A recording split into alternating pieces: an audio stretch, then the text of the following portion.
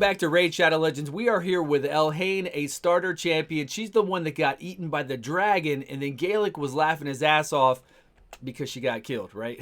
And then the Arbiter said one of us, we can choose one and bring one back with us. I don't know if you have her as a starting champion, but she's pretty fun. She's pretty strong. I did 3 Dark Elhains in Platinum Arena. Now I'm showing you the regular rare Elhain. And she's got a really special A1 that kind of hits harder than I think most rares out there. Maybe even the hardest out of all rares. We can look at their multipliers in a little bit. A3 there. A3 doing those 2 hits. Nice damage. Now we'll see what she can do on her A1. Look at that. 82, 82 on her A1. That's pretty damn strong for a rare. We're not bringing in anything crazy on this run. We'll bring in something to inflate her damage in just a minute. A little bit. Nothing too crazy. We're just going to take it slow. We're going to go into arena. Don't worry. We're going to go into arena to see what she can do up against some Duchess. I don't know. For some reason, I just kept going against Duchess because I like her A2 hitting so hard. But unfortunately, the rest of the AoE isn't that strong. It's actually better if you want to do AoE damage, even going through. Like, say I want to clear waves. It's better just to do her A3 instead of that move there. Because the one person gets hit really hard, but the rest of everybody, they don't get hit very hard. There's that A1 again, 92, 92. That's pretty damn strong. Coming through here, I mean, I'm not telling you to go level up your Elhain. You should have done the Astralon Fusion already. And he's great for a DPS champion if you didn't have one on your account. I'm just showing you what we can do with her. 4.7 million. Pretty good, right? Not that bad for a rare. We're talking in-game, super geared rare. Now here is her damage inflated on her A1. We're just going to hit that guy right there. Pretty sweet still. 260,000 on an A1. Not bad. We're going to go over to Dragon now. We're going to look at her A2. And I'm going to show you the comparison for her A2. There we are. That one hits really hard. And then it hits everybody else for kind of half that damage. It's not a lot. Now we're going to use her A3, which hits everybody really hard. Boom. There we go. Much harder, right? On auto, I understand why she's doing her A2 because the A2 will give you a boost if you kill somebody. I think it gives you additional crit rate. But, I mean, if you got a team set up, late game, like early game, it's great. When you play, there, look at that. Boom. Cleared the whole wave. When you play her, when you first choose her as a starting champion, she's still great. 2 AoEs. One's on a 3 turn, one's on a 4 turn. And then you get a chance to get crit rate if you kill somebody on that A2. So, of course, it's going to start with that. And you should kill somebody because, again, it's hitting someone really hard. Then it's hitting everybody, including the target that you hit. So that one would probably die and give you that increased crit rate. And there she goes again with that A1. I mean, it's pretty powerful here, even in Dragon, to get him back down so that he doesn't blow you up when he does the inhale. Not too bad. I know we brought in Xavier, we brought in Draco, we have this new little dwarf here giving us increased attack. This was just to show those A1s and A2s. We weren't really trying to show you a real team. So now we're here in arena. And again, we're on full auto. Full auto, she's going to hit the lowest HP person with that move, which isn't good. You don't want her to hit the A2 with the lowest HP person because that's doing the most damage to them. Well, we don't care about doing the most damage to the lowest HP. So here we're going to do her A3 this time. Instead of putting it on full auto, we'll do her A3. That way we can nuke everybody. That's the big nuke, right? Boom. 62, 62 pretty much on everyone out there. Yeah, we're not in Platinum Arena. We're kind of close to it. We're not fighting those Platinum Arena teams. I get it. We will, though. We will fight a few, and we're looking for Duchess. So when we go in there against these Duchess, you know the damage is going to be decreased off a Duchess passive. If we did our A2, obviously it's going to hurt everybody else much more. But if we do want to kill just the Duchess, here we go. A2.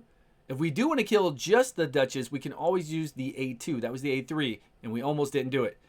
We could do the A2, and it will lay her down for sure. If we have a decreased defense, increased attack, you know, all that kind of stuff, right? As long as we have that up, we're going to lay it down. Right here, I think we're going to do her A2 this time. We're going to put the real damage, and Duchess is going to fall over after one hit. 110, and she would have come back and got hit for another 60-something thousand. So that would have really cleared out a Duchess no matter what she had on her. Even if she had high defense and we hit for much less, we still would have killed her on that one. We're going to go in here and take out Candrafon, man. Can't talk about a DPSer. Plus, they've got really high resistance. So we're going to bring in our Ghostborn. Make sure we get that irresistible decreased defense up. I don't care about your resistance, Duchess. Don't worry about it. And look, decreased defense, Duchess, bye-bye. Russian hackers with Swift Parry. I don't even want to play that team anymore. Stupid. Swift Parry is dumb. This is why I don't play Arena. Swift Parry. It's one of the big reasons, though. It really is one of the big reasons. Okay, we're going to go on to this other Duchess where I'm really hoping she doesn't have Swift Parry on her, or it doesn't proc like it wants to all the time. We're going to have to bring in, there we go. We got to bring in somebody to get around this Torment here. And we're going to hit her up with the, I think the A2, right? No, we should probably AoE. We should probably A3 mass AoE. No, we can't now. We're going to hit her with this one. Boom, boom. Hey, not bad. There we go. I don't think it's too bad. I'll show you the gear I have on her. It's insane gear, but of course we're just checking to see what can Elhain do. How hard can she hit? What are her max stats like? How fun can she be at endgame? That's basically it. Oh, we got another one in here. Okay. We got a War Mama in with another Duchess. I don't know why I was hunting down Duchess. I just felt like that A2 was built to kill a Duchess. We're going to hit him really hard and then hit everybody again with an AoE. But every Duchess I fight has like a Sippy or an Arbiter. Oh, Swift Parry, War Mother. God. Just get it out of the game already. Stop with the Swift Parry nonsense. Was that everything? We've got Savage in critical damage. Her total stats are 5,200. 272 critical damage. Now, on a normal legendary champion, this would actually be much, much higher. Around 6 something. Because we even have an attack. Yeah, we do have an attack on her. Because her base attack is so low. Look at that base attack here. Then which makes a big difference when we multiply, when we do 60%, right? 60%, 60%, we add it on to there. And then critical damage-wise, her critical damage is actually pretty high. I think the legendaries have 63 out there. She's got 57. A lot of rares will only have 50, so that's pretty good as well to get us up there. And then total, of course, we've got critical damage, gloves, critical damage neck. The game is slowing down. Attack, attack. And then we've got attack here because she doesn't need accuracy for anything. Then we've got a really good attack ring here. And then masteries-wise, we just went down here to Helm Smasher. All the way down the Helm Smasher, getting these along the way. If we did play with Gerp Tuck, we could get additional damage here, 12%, plus all the additional damage that Gerp Tuck gives us. And then whenever we do that first hit, all the rest. Then we wanted to make sure she takes a little bit less damage and can counterattack. So the A1. I talked about the A1 a minute ago. I talked about multipliers. Let's bring these over here so you can see them on the screen. Now, this has been available to everybody for a very long time. I'll leave the spreadsheet down below. Whenever we're on Twitch, we talk about multipliers a lot. We talk about what the champion can bring to the party, even though their multipliers might be high, or really everybody's multipliers are pretty much in line.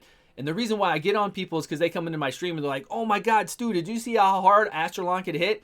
I'm like, he can hit like everybody else. He's got a 4 multiplier on his AoE and a 5-1 on his single target A2. He can't hit crazy. He's hitting normal, what most everybody hits for. But tied into that move are some crazy things. Plus, he has an amazing passive. Astrolon is super good. I hope you did that fusion. He's really good. Look for my guide tomorrow on Astrolon. So we look at Elhain here. We just do a quick search for Elhain. You can see on our A3, she hits 2.2. That's her multiplier, but it's times 2. So really, it's a 4-4 multiplier. Astrolon's A3 is a 4. Straight 4, hers is a 4-4. Probably going to hit about the same because his base stats are so high, right?